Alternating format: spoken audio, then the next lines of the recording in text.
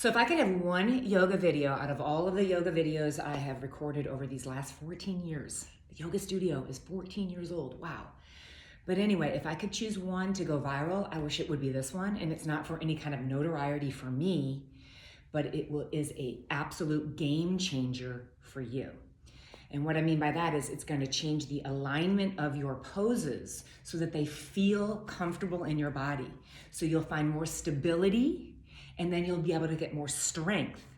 And then you'll enjoy your yoga practice more, and it will just go from there. And then, dare I even say your mental health too, because organically your body is going to feel really good in these poses. So that just changes your mood in general. So if you don't have 5 minutes, it's about 5 minutes or so. Save this for another time. You can also find videos like this and other tutorials on my YouTube page, which is the same as my Instagram handle, Yoga Central Rocks.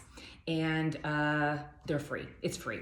There's also a couple of flows in there as well. So what am I talking about? I'm talking about your hips.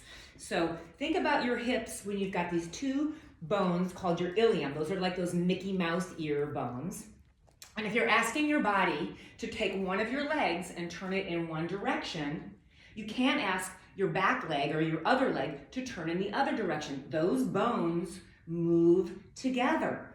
So when you're taking a warrior two, for instance, you're asking your front foot to point forward. That means your hip points forward.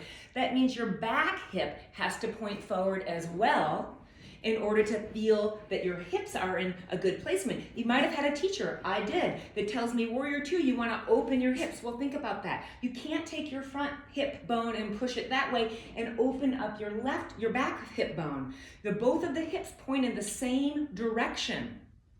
If you pull open, then you're going to feel a tug at the SI joint of your front hip, which is where your ilium and your sacrum meet. And then that creates a lot of instability, and that's where we get a lot of pain in our lower back, our legs, radiating in all parts of the spine. So in warrior two, you want to get nice and low. It's actually easier because you're going to turn that back hip forward and you can get right on top of your legs.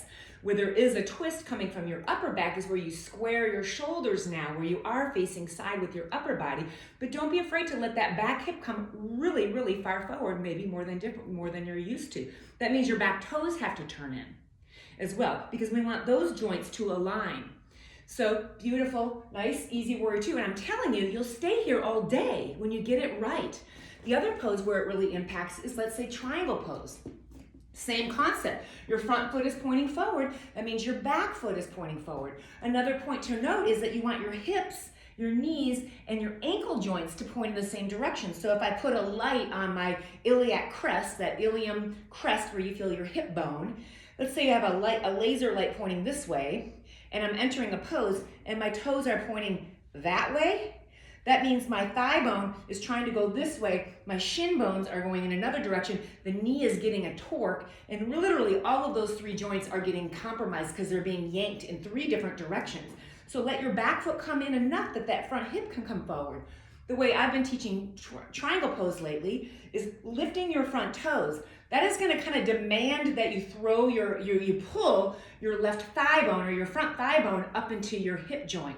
Some people think triangle pose is a side bend. It's not. It's your spine vertical that you're going to start to take horizontal. You can't just go horizontal without changing the hips. So the back hip pulls back, maybe lift your toes so you get that sensation of what it feels like to really, really pull that front thigh bone up into the hips. If my beam of light is going there, so should my knee, so should my toe. And then you start to get into this more horizontal shape. It's not a round side bend, it's an extended spine, then reaching down to those 6 o'clock arms where your shoulders are square, meaning up and down vertical. The hips are what have that little bit of a twist. So try those poses and you're gonna find that you have more stability because your pelvis is really a good anchor. And then when you have more stability, you can work the strength of the pose, the confidence of the pose. Next thing you know, you're doing all kinds of amazing things with your body. You're feeling amazing. Maybe your jeans fit a little bit better. All good things. Let me know what you think about this video, and I'm welcome to any kind of comments. Have a great day.